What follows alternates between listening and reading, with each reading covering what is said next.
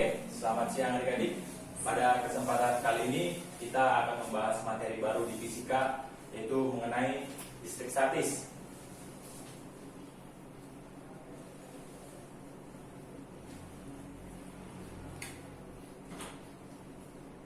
Nah, membahas mengenai listrik statis itu erat dia dengan yang namanya muatan listrik.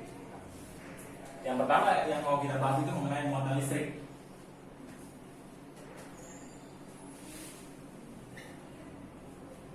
Ini ya, muatan listrik. Nah, muatan listrik itu terdapat di dalam sebuah atom, ya kan? Di sini saya gambarkan struktur atom. Nah, kita sebut saja ini dari bagian inti atom ya. Inti atom. Apa aja yang terdapat di inti atom ini? Yang pertama itu ada namanya proton. Proton itu bermuatan positif dan neutron. Neutron itu bermuatan netral ya, melambangkan dengan N. Nah, kemudian ini tadi kita buat sini muatannya positif ya. Kemudian atom ini dikelilingi oleh kabut elektron, ya kan? Nah, kabut elektron itu sendiri bermuatan negatif. Kita buat di sini negatif ya. Nah, kita sebut saja kabut elektron ini sebagai kulit atom. Nah, tadi apa di sini namanya? Elektron ya. Sini elektron. Elektron dan muatannya itu negatif. Nah, kemudian kita lihat di sini proton dan neutron itu bagaimana gitu. Nah, untuk proton sendiri dia tidak bisa lepas, jadi dia akan selalu tetap di sini. Ada namanya energi ikat inti, dia nggak akan bisa kemana-mana. Tetapi kalau misalkan elektron, dia bisa lepas, kemudian bisa kita tambahin. Nah, jadi keadaan atom itu nanti bisa berbeda-beda. Ada yang namanya keadaan atom, kalau misalkan di buku sering dikatakan ada namanya atom. Sini saya buat begini ya. Atom itu ada yang namanya netral. Nah, bagaimana atom yang dikatakan netral? Atom dikatakan netral jika jumlah proton sama dengan jumlah elektron. Nah, kemudian ada lagi, ada dia disebut dengan ion positif. Nah, ion positif. Kalau ion positif bagaimana?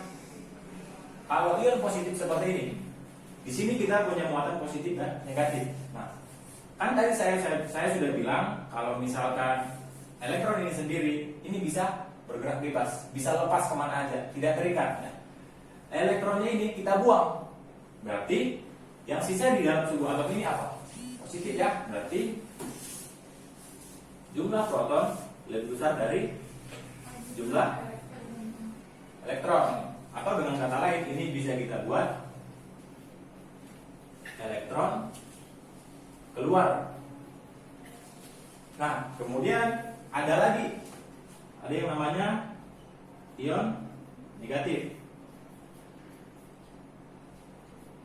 Ion negatif bagaimana?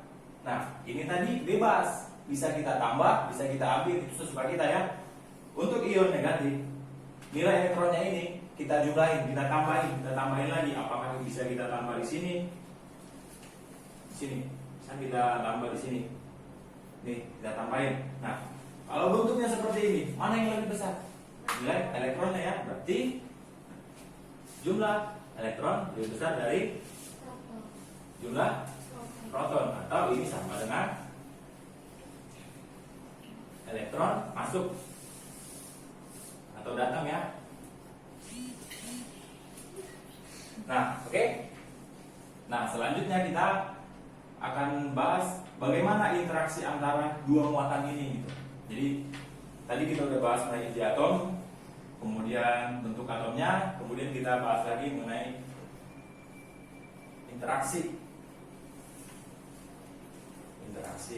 muatan ya. Nah, misal saya buat di sini begini. Ada dua buah muatan. Nah, nilainya ini positif, ini positif. Nah, bagaimana interaksi keduanya ini? Kalau dia memiliki muatan yang sama, nilai ini positif dan positif, maka ini akan saling menolak. Jadi bisa kita buat di sini muatan sejenis menolak. Nah, kemudian saya buat lagi ada muatan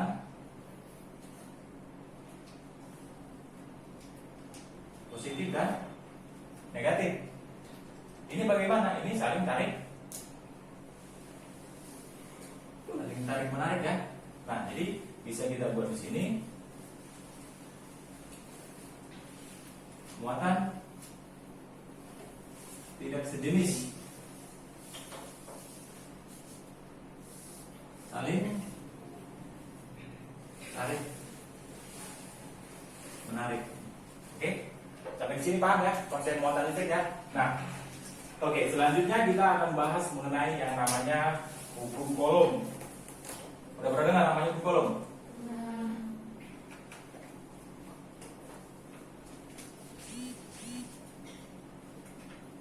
Biasa ini dilambangkan dengan F. Satuannya ini Newton ya. Nah, oke. Persamaan hukum Coulomb itu, kalau misalkan kalian masih ingat ya, F sama dengan apa? Kalau anak-anak lain sering bilang kaki kiku gitu, ya kan? K I1 I2 per R kuadrat. Nah, dari mana kita dapat ini? Nah, sekarang kita lihat ya, kita buat kenapa rumusnya jadi seperti ini. Misal, kita punya sebuah muatan, kemudian ada lagi muatan di sini. Kita buat di sini ini positif, ini positif. Ini bebas ya, tergantung kalian. Nah, sekarang kita lihat. Ini terpisah sejauh apa nih? R ya? R. Nah, kalau kita anggap ini I1, ini I2. Oke. Nah, kita lihat. Ada interaksi nggak seperti ini? Nggak ada ya? Oke, ini kita berbagi. Nanti salah pengertian. Ini bukan interaksinya. Ini R. Ini dia. Berarti ini ada gaya yang bekerja di sini kan? Gaya kolomnya berarti F. Ini Q1 berarti F1 karena muatan I2. Ini dulu. Nah, kita buat F12. Kemudian kita lihat ini F12 ini gaya I1 akibat I2. Kemudian kita lihat ini juga ada ya. Berarti 12 berarti 21 ya. Gaya Q2 akibat I1. Nah, sekarang kita lihat. Kita punya di sini ada dua buah gaya. Kalau kita perhatikan besarnya sama nggak? Sama ya. Jadi ini bisa kita buat seperti ini. F12 sama dengan F21. Oke. Nah, kemudian kita anggap ini sebagai gaya yang bekerja pada F. Jadi kita lihat tadi di sini kita punya K I1 I2. Nah, bunyi hukum Coulomb itu sendiri apa? Gaya Coulomb berbanding lurus dengan muatan dan berbanding terbalik dengan jarak antara kedua muatan ya. Nah, nanti kita buat. Kita lihat di sini F, berarti tinggal kita buat F sama dengan K. K itu apa? Konstanta Coulomb atau tetapan Coulomb. Kemudian I1 I2 per R kuadrat. Nah, untuk nilai K sendiri ini bisa dicari dari sebenarnya kemudian epsilon 0. Sudah? Nah, kemudian kalau misalkan dia ada namanya ruang hampa udara, atau biasa disebut dengan vakum. Itu bisa kalian cari menggunakan seperti ini. Berarti epsilon 0 kemudian epsilon r. Nah, ini epsilon r yang di sini ini nanti ini mediumnya. Nah, kalau dia mediumnya ditentukan, kalau udara dia 1. Jadi ini bisa kalian buat, kan ini ada 1 di atas ya, kan kalau medium di udara bisa kalian buat di sini untuk ini ke udara per 4 di ini. Bisa ya, sama aja. Nah, ini kan masih di konsep. Nah, kita balik lagi ke sini ya. Ke sini bukan. Nah, proton dan neutron. Kita ada di sini muatan positif, ada muatan negatif. Bagaimana? Apakah ini ketika di perhitungan dipakai nggak negatifnya ini? Dipakai nggak positifnya ini? Dipakai nggak? Nah, jadi kalau untuk ini catatan ya, catatan tanda positif atau negatif nih, oke? Pada muatannya tidak diikutkan dalam perhitungan. Misal begini, saya gambarkan di sini ada 2 buah muatan. Kemudian ini Q1, ini Q2. Nah, untuk Q1 kita buat dia 4 positif 4 mikrokolom. Kemudian untuk Q2 kita ambil dia negatif 2 mikrokolom. Kemudian terpisah sejauh 2 meter. Nah, jadi kalau untuk perhitungan ini sendiri, kalian tinggal masukin aja persamaan tadi.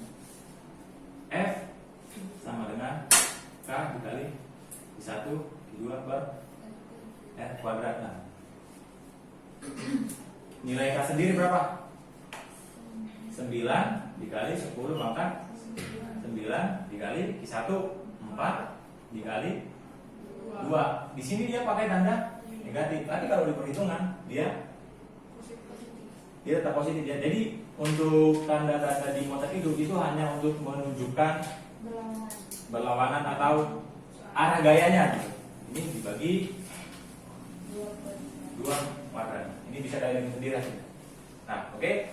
Nah, jadi untuk hukum Coulomb sendiri yang utama itu kalian harus bisa menggambarkan arah gayanya. Gimana kalau misalkan dia lebih dari 1? Ini kan hanya satu. Gimana kalau misalkan bentuknya seperti ini? Saya gambarkan di sini ada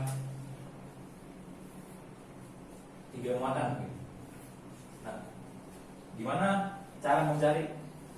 Yang diminta misalnya soal kita buat di sini ini Q1, Q2, Q3. Kemudian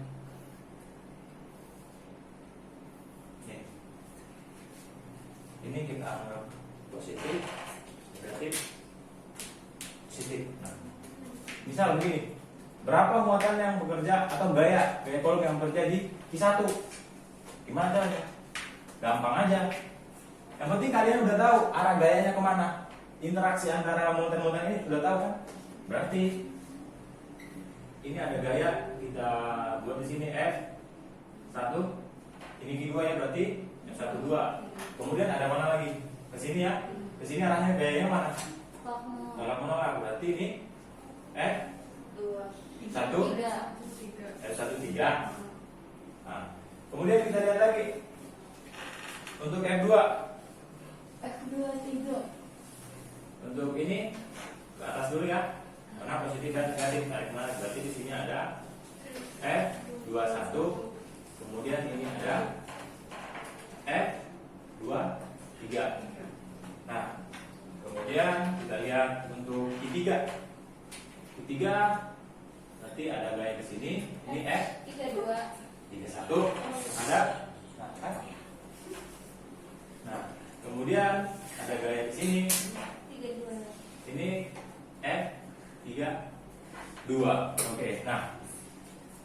konsepnya sama aja hukum kolom. Ingat aja ini konsepnya ini. Berarti kalau misalkan ini tadi Q1 ya, Q1.